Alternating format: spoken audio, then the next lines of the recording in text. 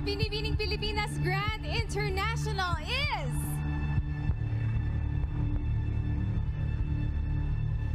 Binibining number 1, Samantha Panlilio from Cavite.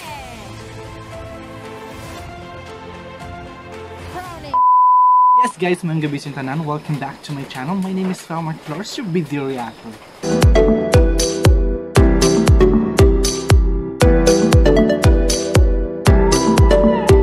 For today's video guys, we will be having again a reaction video.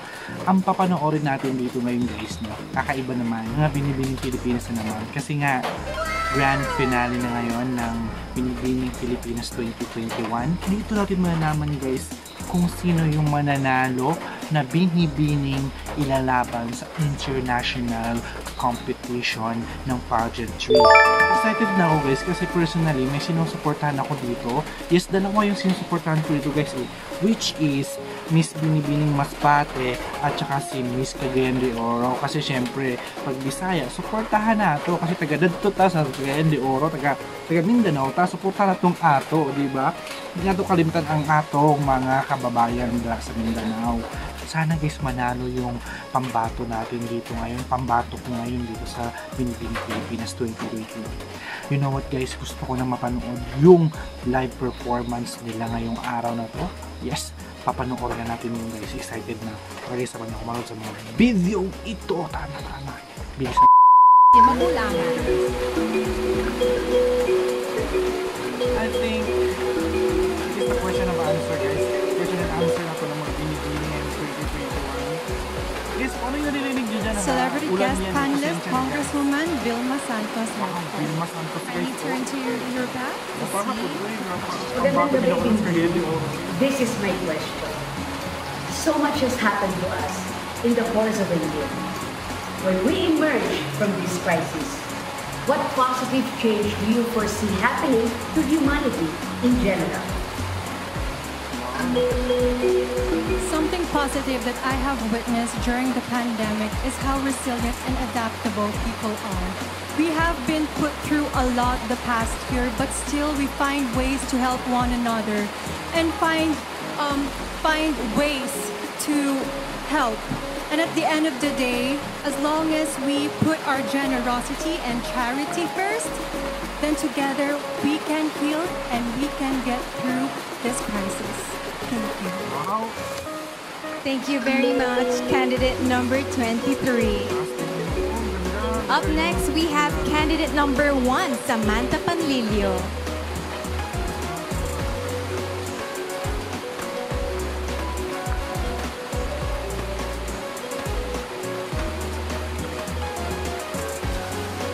I chose Judge Mr. Rahul Laurel. Mr. Rahul Laurel. Good evening, Binibini. Hi. Good evening, Binibini. YOLO. You only live once. Name something you learned and did for the first time during the pandemic, which you consider as the most life-changing of all. One thing that I did during the pandemic was actually cook food for frontliners because I love to cook. And I also have a food vlog which I do in my spare time. And it was such a fulfilling and humbling experience, you know, helping these people and helping contribute to the people who are actually in the front lines helping us Filipinos. And so I hope that what I did inspired other women too to also help out one another, because the only way that we can survive and heal and recover through this pandemic is if we help one another. Thank you.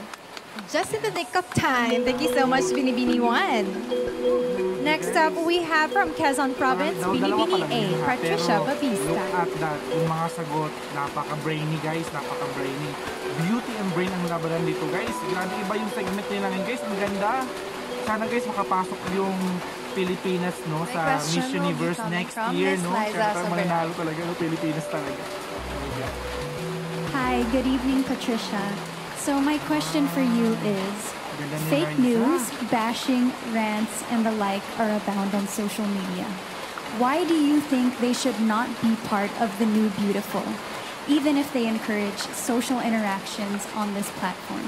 Wow, parang may pinapanghugutan na. Social media is such a beautiful technology that has given us. But there is always limitations. So I hope that in social media, we will create a space where there is no hate. Thank you. Wow, direct to the point. Thank Guys, you, Patricia. Direct to the point. Sino ba pinariling ganon? Up next, we have Binibini number Parang- 25, Honey Grace Parang Cartasano. si Miss J. Please pick your card. Oh, ang ganda din ito. Oh. Mukha siyang Indiana. O Arabiana. My judge is Mr. Oo, ang Joseldo ganda C. Ang ganda niya, Hi, good evening. girl. Good evening. Binibini number 25. Amidst the hardships and suffering the world is facing now, if you're given a chance to face God and ask Oh, one ang ganda naman question, ang gown niya. what will that be and why? I will be having a chance to Oh ask my God. God. Naano siya doon nakahimik. It is why, Go, girl. but I know that everything happens for a reason. We may be facing Wow, pandemic bumawi. right now and there is so much Wow. uncertainty. But this revealed that every Filipino has a heart of a hero. So thank you God for everything Wow, when bumawi we're siya, facing guys. this Bumawi. pandemic. Akala ko papagano. Thank you to all the Filipino Bumawi. heroes. Thank you. Bate is Binibini 17, Wow! Hannah Arnold. Mas Bate. Isa din to guys sa pinakagusto ko sa Binibini 2021 ngayon eh. Si Miss Masbate kasi My judge yung face is niya, Miss Pinky di ba Webb. parang si Miss Universe few words Hannah. back. Hello. Given the reach and power of social media, do you believe that genuine freedom of speech exists in the Philippines nowadays? Why or why not? First of all, freedom of speech is a basic human right that we all must remember. And it is important for a democracy. And with our upcoming election, we definitely need free speech. For example, on Twitter, we are limited to few characters. And what I have seen from these tweets has been powerful and has helped me think about who I would like to vote for in the upcoming election. Thank you. Wow! Thank you, Binibini number 17, Hannah Arnold. Next up, we have Ang galing, Binibini guys. number Hindi 10, pwedeng Maureen walang award Montaigne. to si Miss Masbate. Talagang meron talaga makukuha to si Miss Masbate. Promise, I swear.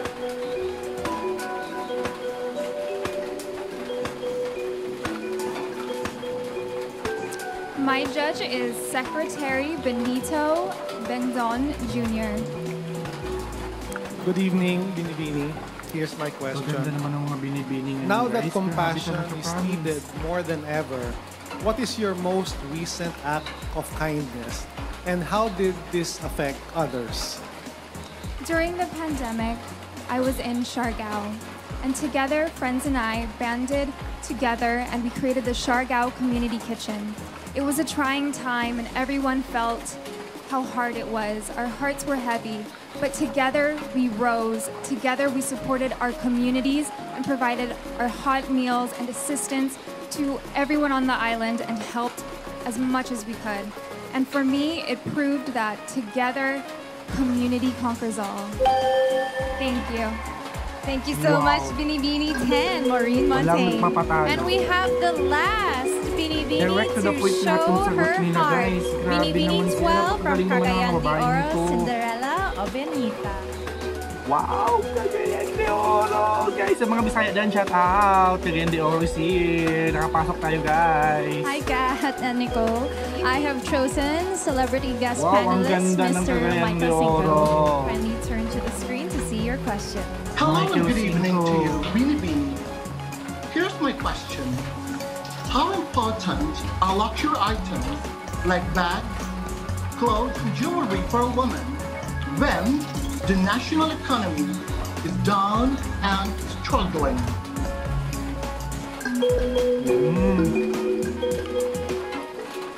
In life, we always find ourselves at a crossroad of choices. Women always have a choice whether to prioritize luxury items while we are facing a pandemic. And also they have a choice to embrace a concept of a new beautiful, which is responsive to the needs of the time, adaptive to the change of times. And I think I would choose to be that woman who understands the problems of the Philippines, the problems of my community, so that we would be able to uplift each other. And I would be that kind of woman who would comfort the afflicted and afflict the comfortable. Mayang gabi sa inyong tanan. Very well said. And thank you to all of our finalists. You have shown grace under enormous pressure. And I wish you all the best, my pageant sisters. That officially concludes all the rounds of the competition this year. That was the performance of question and answer portion din, guys. Nagpalit ako ng pwesto, no? Oh my God, second runner-up na, guys. Huwag naman sana si Cagayero. Binibini 7, Meiji Cruz from Valenzuela. Halo po, guys, second runner-up. Galing, ganda din ito ba? Parang si Katrina Halili. Presenting the award is Maricar Malosa, Binibining Pilipinas International 2001. Katrina Halili.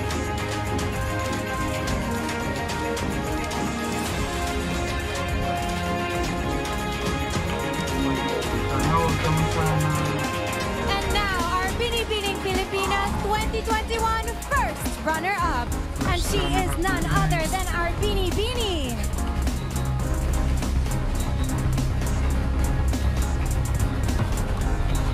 Binibini 19, Oh my God! Gabriel Basiano from Eastern Samar. Maganda sana. Ganda yung sagot ni guys. The award is Christy Magary, Binibining Pilipinas Ang ganda niya. Intercontinental 2015. Ang ganda niya. Now it's time to give out the crowns. And we shall begin with Binibining Pilipinas Globe. Binibining ano guys ha? And tonight, Miss Globe's head of events, Miss Mia Pillar, is here to award the winner a pearl jewelry set from Piro Jewelers, the official crown creators of Miss Globe. Who will our lucky Binibini be? Globe, siguro 23? She is 23? Binibini number 10, Oh my Maureen God. O'Kane from Batangas. Si Miss Spencer, This guys. year's winner Galing. is Binibining Pilipinas Globe 2019, Wow. Claren Bautista, together with Miss Mia Pilar. Talino din to eh. Yeah. 3 more crowns are up for grabs, and the next one is the Binibining Pilipinas Intercontinental. Our Binibining Pilipinas Intercontinental is our Binibini. Intercontinental, guys. Intercontinental. Nice. Binibini 12, Cinderella Faye Obenita from Cagayan de Oro. Crowning this year's winner is Oh Binibining my God. Pilipinas Pero okay na rin yun, guys. Intercontinental Intercontinental. Pwede na rin yun kasi ang laki ng ano, ang laking... Oh my God. Ang laki. Mobo. Ang laking kaluwagan sa sarili ko, guys. Kasi nakapasok si... Hindi oro, guys. Hindi oro, guys. Proud tang mga Bisaya. Proud tang mga Bisaya. Nakapasok ang ato pambato. Mikan sa Cagayan Oro. Close to my heart. It is the Binibining Sana Pilipinas dapat, Grand Miss Binibini International dapat siya, guys. title. Gusto ko yun. Will our winner be the first Binibini to bring home the Miss Grand International crown for the Philippines? Miss Grand. Our Binibining Pilipinas Grand International God. is... God. Binibini number 1, Wow! Samantha Panlilio from Cavite. Wow! Cavite na naman! Oh my God! Crowning this year's Wow! Pilipinas Grand International is Miss Grand International. Wow! Cavite, First runner-up, guys! Samantha Yes, witty. Bernardo. And award Nakakatuwa naman yung mga nanalo dito, guys. Parang ako din nanalo, ah. Shh, huwag kayo maingay. Andrea Abisamis. Galing. So this is our third SAM in a row for Miss Wow! Grand International. Sana manalo na Crazy talaga ang Miss coincidence. Grand International, no? Sana manalo So talaga, last but no? definitely not the least is the Binibining Pilipinas International Crown. Wow, Our Binibining international. Pilipinas International 2021 is... Oh my God. Feeling ko. My God. Ito. Binibini 17! Wow! Si Masbate! Oh my God, guys, nawalan pa akong signal. Si Masbate! Oh, Masbate. Sabi ko na magkaka-award si Miss Masbate, no? Ang ganda, promise guys. Ang ganda ng mukha niya. Ang ganda, promise, sobra. Ang ganda ng mukha niya. Feeling ko nga siya ang binibini eh. Ang ganda. Galing. Wow! Feeling ko deserve talaga ang mga nanalo ngayon. Promise. Deserve talaga ang love. Lahat ng pambato ko guys, pumasok. Yes. Yes, pumasok talaga. Talaga magkaka-award si Miss Masbate eh. Grabe.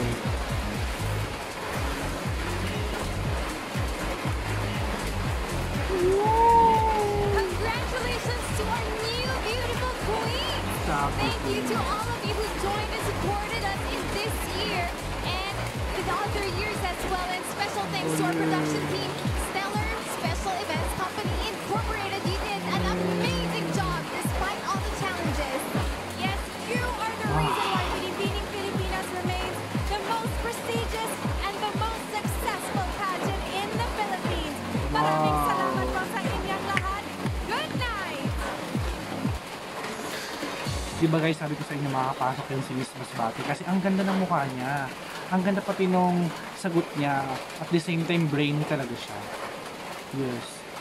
At thankful din ako guys kasi nakapasok ang ating panbato na si Miss Cagayan de Oro. Sariling atin to guys. Galing to sa atin guys. So, Miss Intercontinental. Nakapasok siya. So, thank you naman Lord. Talagang hindi mo talaga pinabayaan si Miss Cagayan sa kanyang journey dito sa Binibining Pilipinas. Talagang binigyan niyo pa talaga siya ng award, no?